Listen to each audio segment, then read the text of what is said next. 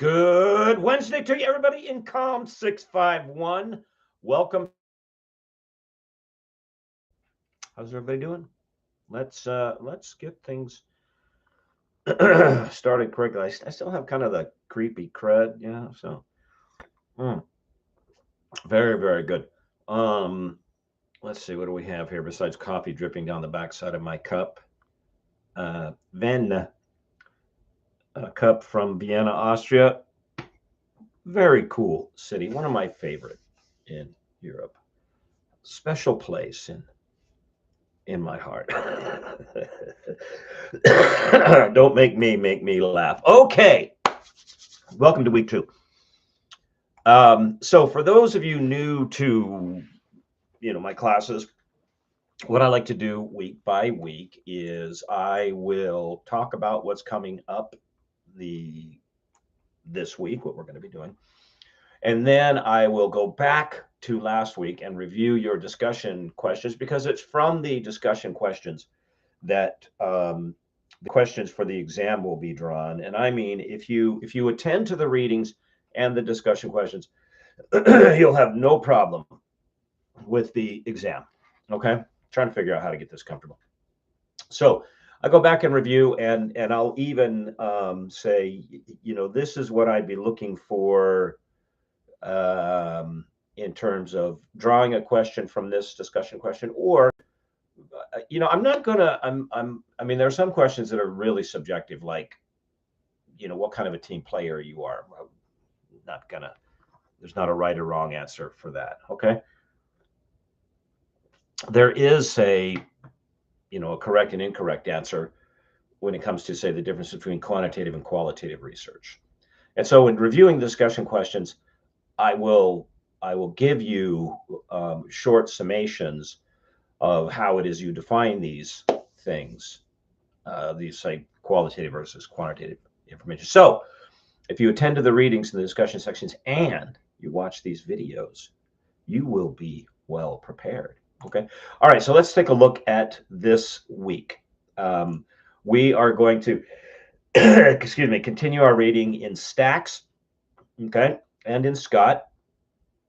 We're going to start to look at the hows of public relations. That is, what's its purpose, some ethical questions.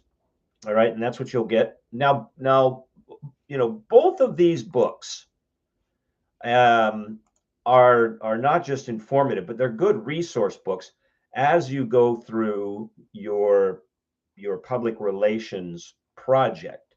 And so you can follow the steps laid out, say in Scott, for instance, the work text, all right, or Stacks, the primer.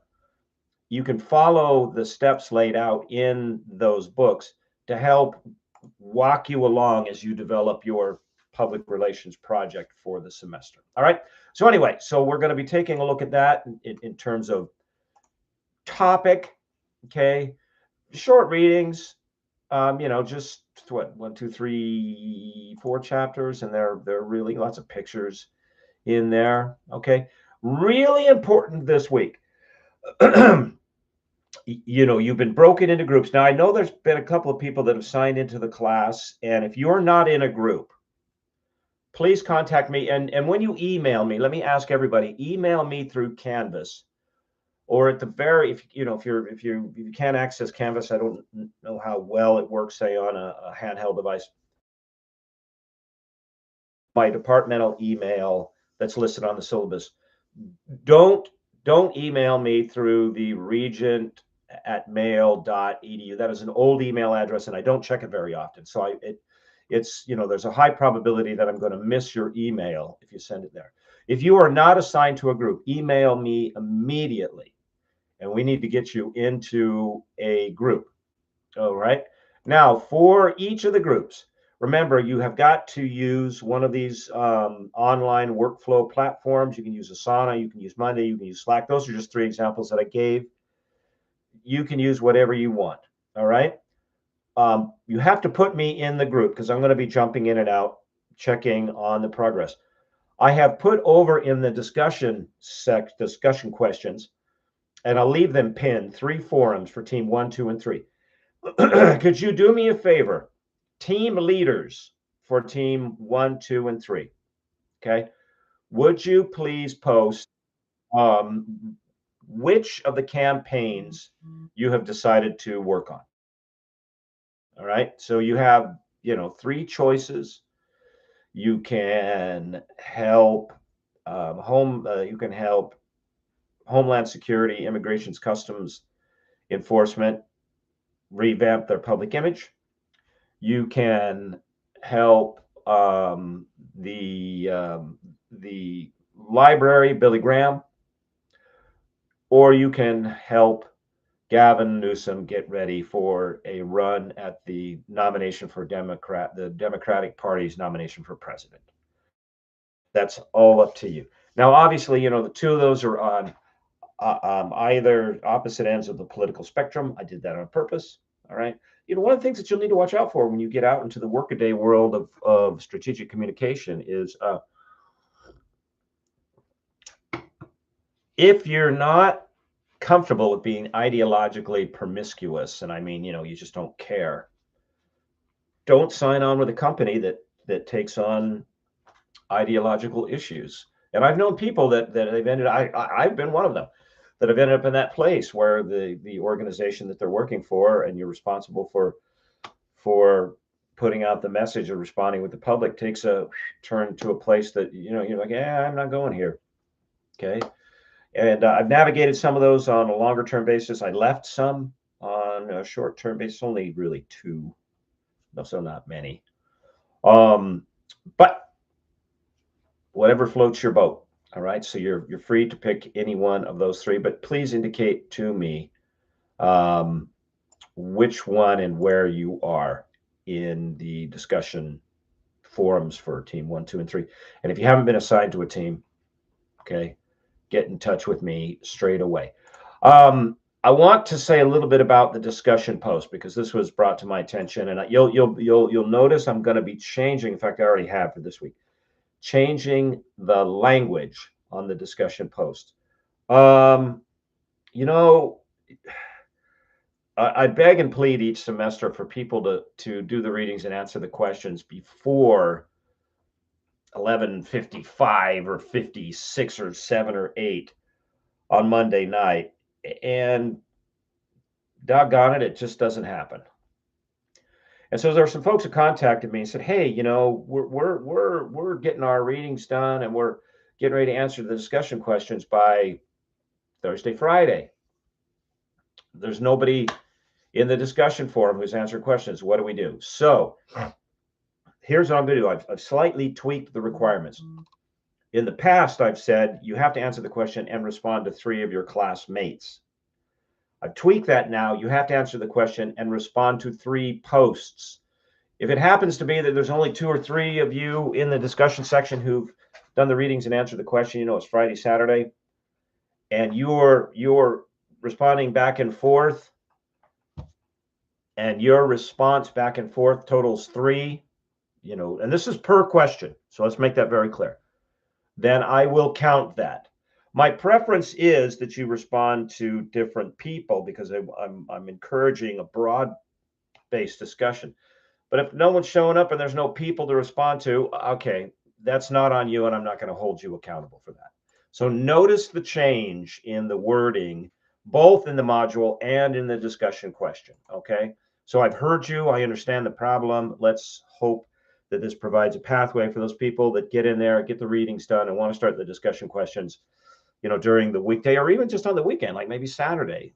And there's not more than 3 people, which really boggles my mind. I mean, that Monday night is kind of late to leave it. And crying out loud, we've got like 1, 2, 3, 4, 5, 6, 7, 8, 9, 10, 11, 12, 13, 14, 15, 16, 17, 18, 19. We got over like 20, 21 people in the class. Come on, folks, don't leave your classmates hanging. Get in there, do the readings, answer the questions before Monday evening. Okay. Anyway, all right. That's this week.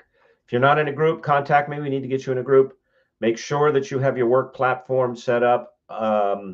Start, in the assignment tab, assignments in Canvas. You'll see that I put a link to upload your research phase 1, all right, and the details of which are contained in that full instructional sheet that you will also find in the assignments folder, all right? And so that, the due date is like what, February the 12th for phase 1, and today's what, the 21st. So, there's not a whole lot of time, February 13th, excuse me. There's not a whole lot of time between now and then. So now is the time to start your research into whichever of the 3 cases you decided to take on. Okay. All right. And if there's any questions about this, please email me, or you can find me during my office hours. Okay. Let's take a look at the questions from last week. See what you did, see how you did, and see if we can add anything to it. Question numero uno. According to your authors, I'm just not feeling well. Why do many who work in PR fear research? Are their fears justified? All right. Now this is generally it's becoming this statement is becoming less and less true than before. The reality of research is growing. I think a lot of it is coming about because the accessibility to research. There are a lot of third parties that will happily do the research for an organization and charge them. That they are popping up all over the place. From your perspective, though, if you want to get involved with PR and you're in the PR world as a communicator, you have to understand how the research is done and what the outputs mean. You should really have somewhat of an understanding about how the data should be gathered and what good data looks like. So you don't, because there's no saying in data analysis, and that's garbage in, garbage out. If you have junky, spotty information and then you try to analyze it, you'll get an answer. It'll just be a junky, spotty answer. Okay, so you need to know which is which. Okay. Let's see what you say. Let's go, Kamisha. Good to see you again. Fear is a natural human reaction to the unknown in life. These fears often stem from the unfamiliar, past negative experiences, or pressure when being held accountable. According to the authors, many PR professionals fear research because the expectation surrounding research in the field has grown dramatically. Indeed, it has. The book explains that public relations has evolved from a technical role to a managerial one. The demand of measurable results has increased, and they have, and the speed at which those results are expected to be cranked out and become applicable has also increased. Research is no longer optional. It's central to demonstrating the value of PR work, especially in terms of return on investment. And this is true. Now, this gets less true the further up the food chain you go. I mean, by size and complexity of organization. There's simply too much at stake for a large organization to blunder into a campaign and advertising strategy, public relations interaction, and not have research about what the public, response might be. And it's funny because the number of real negative outcomes is fairly small, but the level of concern and fear that this puts in corporations is fairly big. So nobody wants to be the next Bud Light. Nobody wants to be the next Cracker Barrel. Nobody, wants, if you go back a number of decades, wants to be the next Coke going head to head with Pepsi, or the next new Coke. Talking about products here. In this politicized environment, nobody wants to be called out and pointed to saying, you're back to promoting DEI and yeah, because it's, the problematic nature of the 24-hour news cycle is the news cycle is always looking for information that it can present as news. Now, much of what you see and read in news is not news. It's just information moved from here over to here, meaning It's not essential information that impacts lives and what happens next. It's just factoid. Who wore what on a red carpet, and so what? So 24-hour news cycle is always looking for information that it can move from one spot over to another. And if that happens to be, I mean, it's something as I mean, I was really surprised that some student got a 0 on a 25-point quiz from some graduate teaching assistant at some university. I think it was at Tennessee or Kentucky or anyway. And this became a national story. Okay. So organizations have become extremely gun shy about being the next blow up in the news cycle. The authors are, let's go back to the answer. The authors also know that PR has become increasingly complex. As PR becomes more global, practitioners must understand complicated social economic issues and anticipate problems before they arise, as I was saying. All of this requires deeper knowledge and stronger research skills to manage an organization and its public. Excellent answer. If I were asking you, on a quiz or a test, a wink, why they might fear research, you couldn't do better than an answer like that. Okay, very well done. Question number 2. According to your authors, what's the difference between quantitative and qualitative research methods? And you have got to know this like the difference between your left and your right foot. You have just got to have this down cold. Okay. Brandy, let's take a look at you. Quantitative and qualitative research serve different but equally important purposes in public relations. And oh, by the way, when you're writing your answer, first of all, no AI, and I'm not making any accusations, Brandy. I'm just pausing here and reading your answer. And secondly, less is more. Just get to the point. Okay.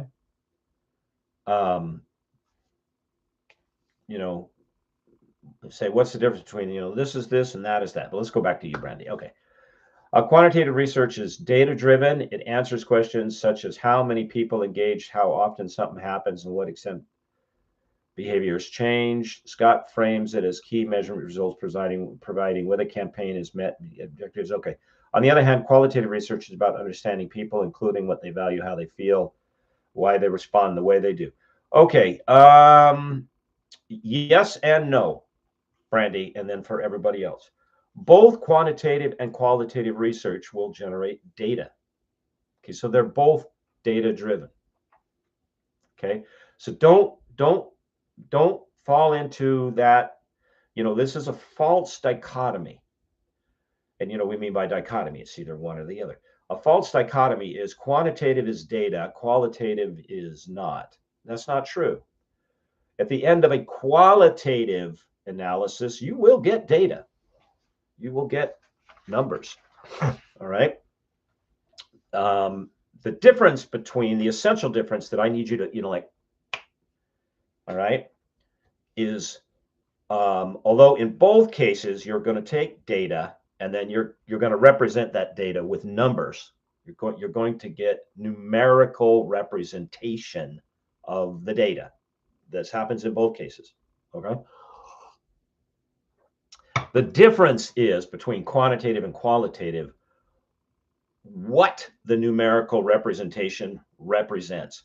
In the case of quantitative, you've taken and it's it's how it's all right. Let me not get in my head of myself. You've taken the questions that you're asking, the things you want to know from people, and you're expressing those things and you're forcing the people to express those things numerically. You then generate numeric data from those numeric expressions. Like you force them to answer yes or no, and you assign every yes the number 1 and every no the number 2. All right. You force them, you give them a statement. You say, please respond to the following statement using this scale 1 through 5. Strongly disagree, disagree, no opinion, agree, strongly agree. Right. So you force the representation of their reaction into a number scale, and then you analyze those numbers, and that gives you a numerical representation. And qualitative, on the other hand, you do not force their response through or into a numerical frame, but you do take a look at their responses in total and generate numerical statistics. So, for instance, one of the common, and there are different types of quantitative and qualitative research, but I'm just going to stick with sort of the big descriptions. One of the common methods, qualitative methods, is something called content analysis. This is used in marketing a good bit. Okay, and what content analysis does, it assumes first and foremost that although people will respond at different lengths and with different intensity, some people go, yeah, some people, oh my Lord, that was terrific. Okay, and some will go, some will have an answer that fits in one sentence. Some wanted to go on for a paragraph, but qualitative research, the approach to content analysis, qualitative research assumes that embedded in everybody's answer is an expression about their opinion of whatever it is you're asking them about, whether it's what they think of a diet soda or Gavin Newsom or the Billy Graham Library. That you're assuming that embedded in their answer is how they feel, what they think about the thing. What you do for a content analysis then is you say, okay, what are the sorts of words and phrases that people commonly use when describing their attitudes and their opinions towards, let's just say, coffee? Okay. What are the key words and phrases that indicate they really like coffee or they can't stand coffee? Then you take all the responses from everybody that you talk to. It could be pages and pages, and you run it through. You can do it visually, but you can read through and you're like, highlight marker, that's kind of hard. Or there are a number of software programs that will read it for you, and you code in the words and phrases that you want, saying, okay, please look for these words and phrases and tell me how often they occur. And then you get a number. And if the words and phrases that you've identified that express approval pop up a statistically significant number of times, then you go, okay, people really like this. Now, yes, Brandy, you're on the right track when you say how they feel and why they respond the way they do. One of the useful things between quantitative and qualitative research is when you force people to express opinions, you force that into a number set. Quantitative research in doing that is really good at telling you as a researcher that something is going on. Because you forced them into a number set to express themselves, quantitative research is not as good at telling you why this thing is going on. Qualitative research, in which you capture all the verbiage and then analyze all the verbiage for key phrases, is better at telling you the why behind a phenomenon. So in that respect, if you want to say, what they value, how they feel, why they respond the way they do, you can get at these things in quantitative research. Okay. But it's harder to get at, well, why do you feel this way? Why do you value this as opposed to that? That is harder to get at. Okay. Because as you point out, Brandy, in the rest of your answer here, so let me pick up this. Scott emphasizes that this kind of research helps shape messaging, tone, audience connection early in the process. Stack notes it's more exploratory and allows a deeper insight through interviews, focus groups, observations. You use it when you're trying to define the problem, not just track the results. Okay, and so yes, so it's hard, for instance, when you force answers through numbers to get a read for people's tone. And by way of communication, most of the meaning in a communication, and I'm just talking about, any discussion you have with somebody day by day, most of the meaning is not contained in the words. In fact, depending on the situation and who it is you're talking to, it can be somewhere as high as 70 or 80% of the meaning of the communication is not tied up in the words. And we do this all the time. You know that you do this all the time. Okay.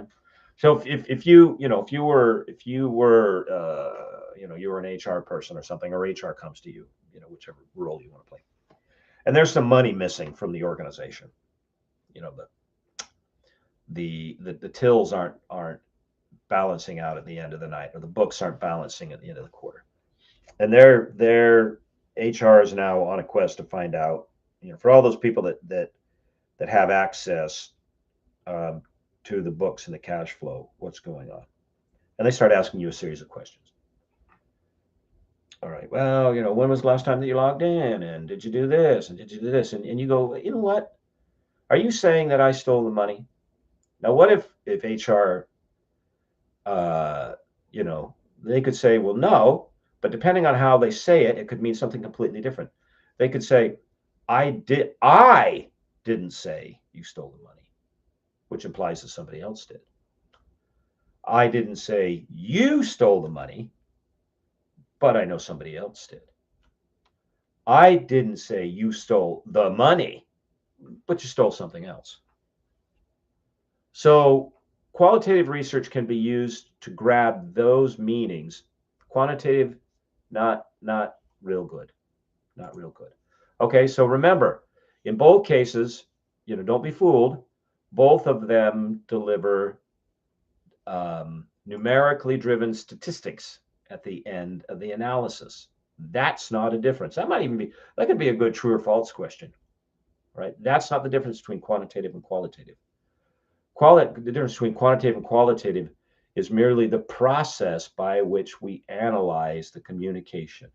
Quantitative forces the communication through a numbers grid, and so the expression that gets to you as a researcher is in numbers, and that tends to limit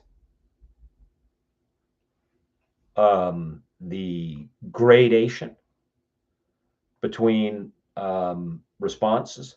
All right. That's quantitative. Qualitative leaves that wide open, and it allows a researcher to just take a look at things like tone, to take a look at things like repetition of phrase. Okay, somebody say, yeah, I really didn't like it. I really didn't like it. Did I say I didn't like it? And you're like, okay, they used the word didn't like it 3 or 4 times in one sentence. Guess I really didn't like it. All right. Qualitative will let you get at that, but also expressed in the final analysis statistically with numbers. Okay, so don't let that fool you. Question number 3. Using the worksheet 1B, teammates from Scott, identify your strengths and weaknesses as a potential team member of a PR proposal. This goes hand in glove with the project that you're doing. There's no right or wrong answer for this, but going through this exercise, I'm not going to read from your responses, but going through this exercise is an important one in your career development because, hey, sorry for the cliche, there's no I in team.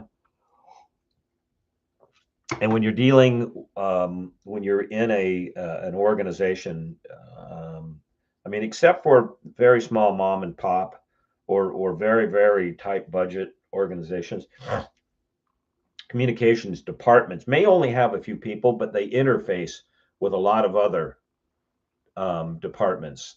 And so you've got to learn to work with others. And when it comes, say, time for developing a project and assigning roles, it's okay to push your boundaries a little bit. Always be aiming up in what you're doing. All right. Don't just settle. But it is okay to say, you know what, that's really not my thing. Okay. I've taught at every level, every educational level. I've taught in elementary schools, I've taught in junior highs, I've taught in high school, I've taught at universities for something like 40 years now. All right. And along that journey, I assumed, well, I've been teaching, I've been in the classroom. Now I need to be an administrator. It's just some reason I had it in my head that was the next thing I was supposed to be doing. So I became an administrator. I became a principal of a Christian high school. Loved the kids, loved the school, hated the job, hated it. So I thought, well, okay, maybe it's because I'm still too close to teaching, and I'm not doing teaching. I'm doing administration. What if I was just in a different environment? So I went up one more level from principal to director of a religious school system. So within a Catholic diocese, I was one of the directors of the office of schools. Didn't like that either. What I found, what I really liked, the role that my vocation was calling me towards, was someone that explained things rather than followed directives and laid out rules and made sure everybody was following the rules, which has its place. Not for me. Okay. So it's important to know yourself and what you want to do, and what you do well. I like to encourage people to approach it like this. All right. Discern your vocation, but pay attention to that word, vocation. Right. Now, as English speakers, we get it from the Latin verb vocare, and vis is w in Latin, vocare, which means to be called, the calling. Voco, I call. Okay. Or as a noun, vocatus, what's your calling? Find your calling, and please, this is what God wants from us. Be drawn towards something rather than driving yourself towards something. Focus more on carrot, the analogy of the carrot and the stick. You hang a carrot out in front of the horse and the horse goes, but if the horse doesn't, you take the stick and schwack, whack, schwack. Okay. More carrot, less stick. Figure out what it is that draws you to it rather than fashioning some dialogue in your mind, or fear of imminent economic catastrophe that beats you, that drives you towards the thing. Because we are designed, we have been created to respond to a call. Okay. So find your call, pursue it. More carrot, less stick. All right. Okay. Good job, everybody. Again, if you haven't got a team, see me. You got to get one. Please, leaders of groups in that discussion forum, tell me which one you're going to be working on. Get your online working platform rolling, and let's get started. All right. Thank you very much, everybody. I will see you on Canvas. Bye-bye.